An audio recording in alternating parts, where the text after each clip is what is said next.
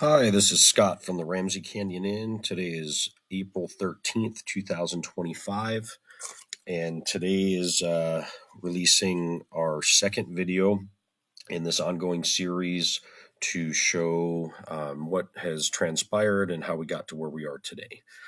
It's important to understand that the stuff that I'm going to show you today comes from a group of people who have proclaimed themselves as the Ramsey Canyon Neighborhood Association shortly after the date of the content I'm going to show you. They are the primary source of information both for the county and for the Herald Review, and they laid the foundation for all the things that have transpired since. You're going to see some body cam footage, some security footage, or you're going to hear some audio files from 911 calls as well as a call with a deputy. And you're going to see, as I lay out what happened that day, how dishonest these people are. They're more than happy to lie to government agencies. They're more than happy to defame both myself and my business. And everybody can make up their mind for themselves, but I do ask, please watch the whole thing through.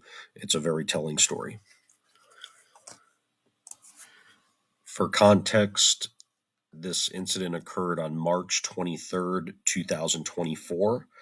That's approximately 3 weeks after we filed for an injunction against harassment against the two main people that you're going to hear from in these files. And it's 2 days prior to the complaint getting submitted to the zoning and planning department by this very group of people that led to the code violation allegation letter that was in my video, my first video in the series. One, what's the address of your emergency? What is it that you're reporting? We're reporting harassment by a neighbor here. We have an ongoing dispute, and there is a harassment or an injunction hearing coming on Tuesday, and this person is not allowing us to be on a public road, basically. Okay. And this person is filming us, and they're being aggressive. Okay, they're currently being aggressive.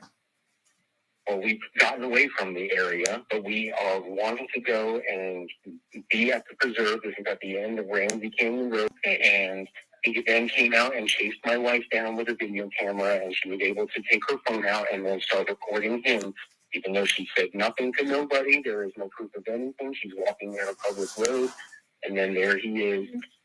Okay, and what is your name? Here, let me get into my wife. My name is Jen Sheldon. However, I would like to meet you out on the public road.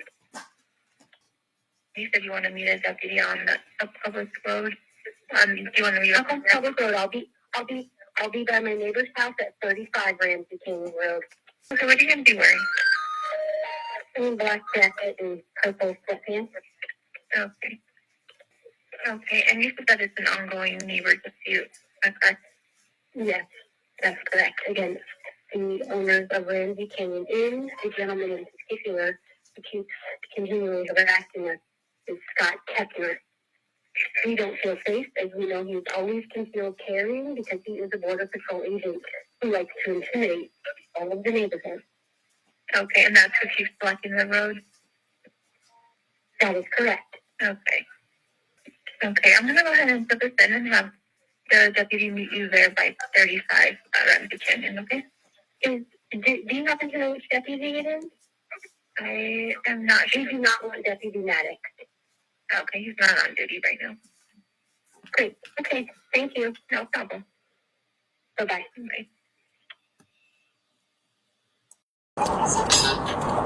Hello? Hey, how are you? Hi, this is Deputy Herrera at the Sheriff's Office. Who am I speaking Yes. with? My name is Greg. Greg, hi. I received a notice from my dispatch that you are requesting a deputy meet with you. Correct. Okay, what's going on? We're being harassed by our neighbor. Okay. And he's walking, he's intimidating us, he's stalking us. We know he's armed. He constantly carries as a Border Patrol agent here trying to enjoy our residence. And this person is really, prohibiting us from being able to utilize a public roadway to go to the nature preserve. And he's out here videoing us constantly and, telling us to leave. And it's just not right. Literally trying to bully us into not, feeling comfortable where we live. I don't care at this point because it is escalating, because I don't want to feel like I am going to be stopped, harassed. I mean, you know how the road is. It ends at the preserve. I can't live like this. So you tell me how you would like to address it with him, because I want to be able to walk freely to the preserve, in which is the reason that everyone would bought their properties up here, to be able to access the preserve, to access the national forest. And now he's trying to hinder our, enjoyment of that by stalking me. So I would like you to address it, I guess, as stalking or harassment, which is what the pending case is for Tuesday. Okay. What is he wearing? He's wearing a black long sleeve button-up shirt and khaki pants. Do you have eyes on him right now? No. Okay. He's up there, and no doubt he will come running out and, try to smooth over the situation. And, again, he knows what to say. This is If that's the case, if that's the case, how is that going to resolve anything if I tell him? I mean, this isn't going to be resolved until my case gets filed or addressed on Tuesday, but our neighbors are going to be here as well, so they want to show that we can't freely use the road because he is blocking our access. Now that you've heard from the Shaldones themselves what they reported to the government transpired that day, now let's take a look at what actually happened. The series of videos that I'm going to show you are from our security footage that transpired from approximately 3:59 p.m. through approximately 4:10 p.m. The phone call to 911 took place at 4:19 p.m., so about 9 minutes after the videos I'm going to show you now.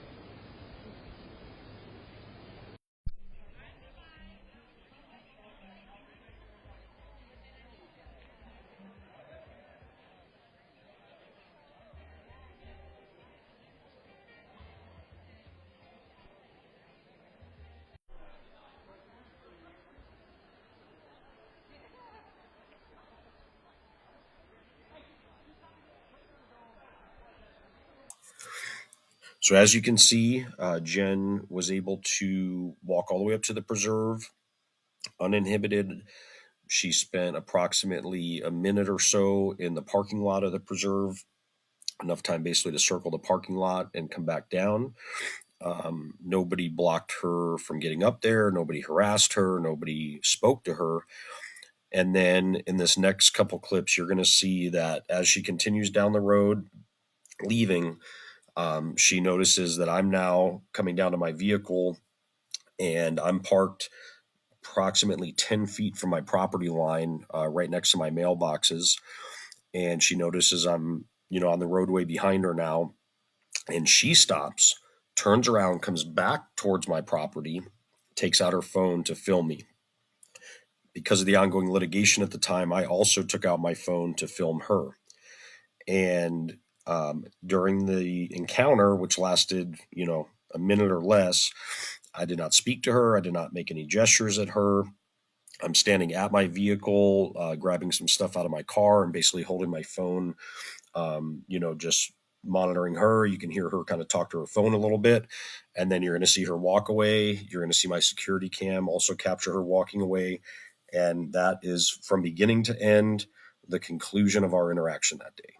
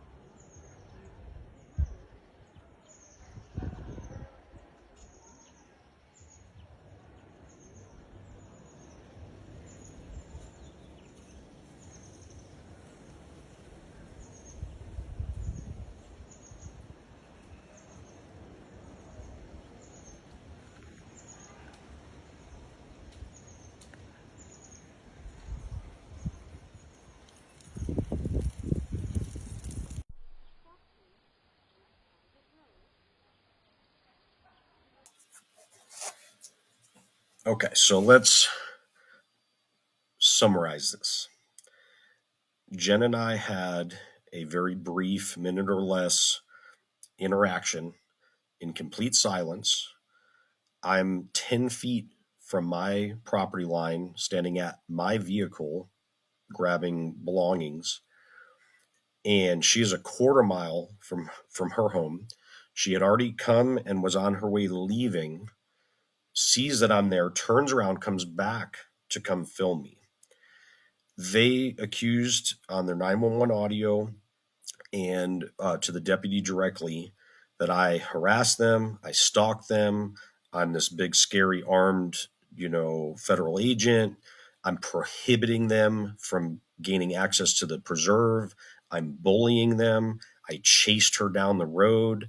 I'm not allowing them to use a public road. I'm being aggressive. Can anybody show me a single one of those things that took place during that interaction? So following our filing of an injunction against harassment against these individuals a few weeks prior to this incident, all of a sudden a bunch of complaints start rolling in. CCSOs getting called. Things went from 0 to out of control very quickly. So during this time, I began taking videos just to document noise levels, parking, the things that I knew false allegations were being made about us. So this next clip takes place after the 911 call, but I don't know that the 911 call has happened, and I don't know the content of the 911 call.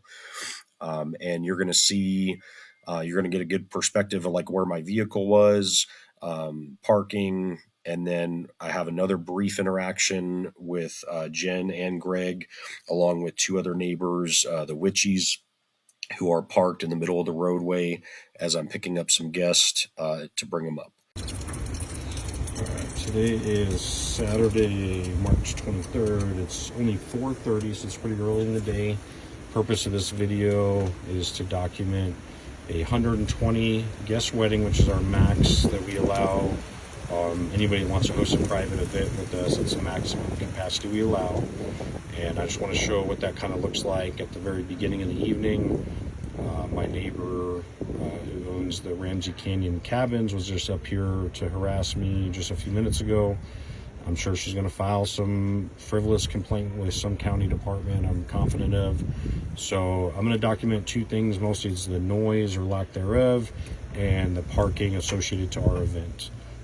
So I'm going to be relatively discreet when I drive by, but I'm going to show you how big the reception is, okay? Hey, Scott, there's another guest pulling up down behind those two big trucks. Can you pick them up?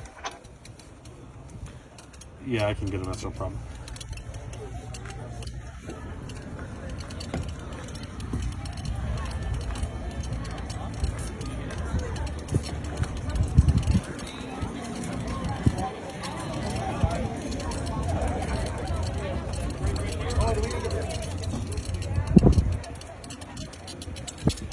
So I've got a guest to pick up, so I'm going to have to do the noise decibel thing later.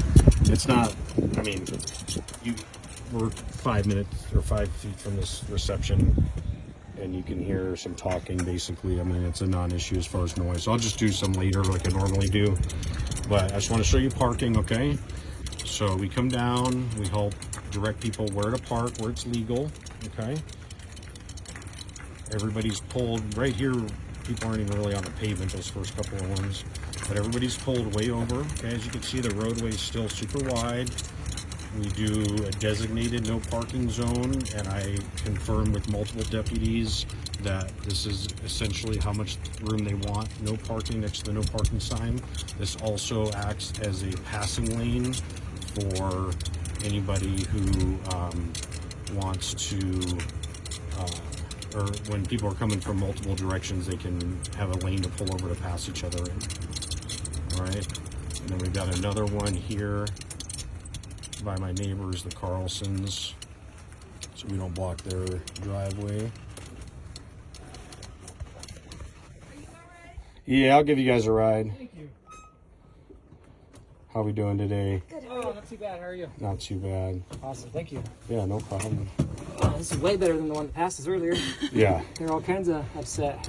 Why? What did they say something to you? No. We were like, "Are you the ride?" And they're like, "No." Is All right, cool. it was these folks up here ahead of us? I think so. Yeah. Neighborhood folks, I guess. Yeah, we're actually in some litigation with them right now, unfortunately. So I should take my license plates off so they don't. No, they're not going to damage your vehicle. No, so I can't take pictures. I don't think they're that aggressive. But street parking here is legal, so don't worry about it. Okay. It's private property. It's a county road, right? Yeah, exactly. Hey, how's it going? Wonderful. How are you? Better.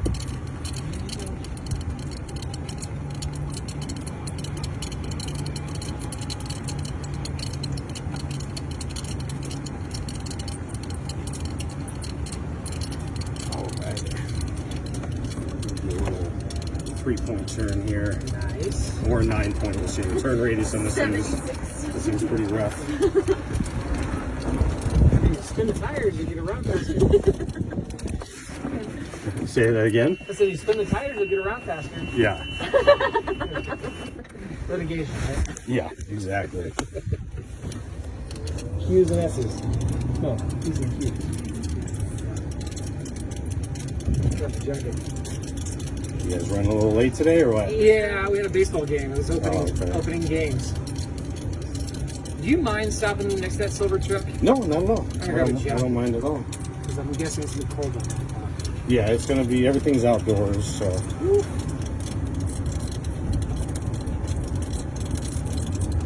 They're like, you're late. And I'm like, well, it's better to show up or not show up. Yeah.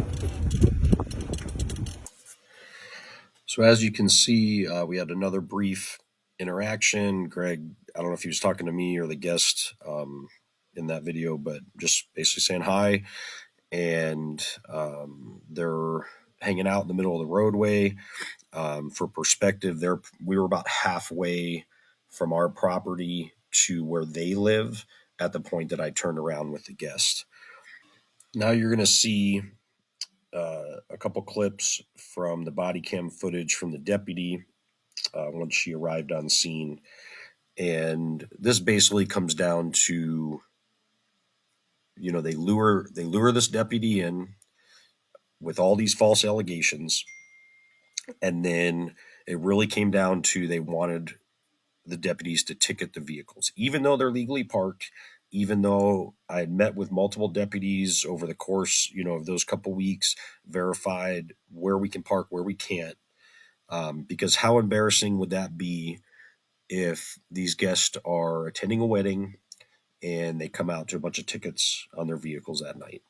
And this kind of sums up the agenda that these folks had that night. Somebody to give a shit.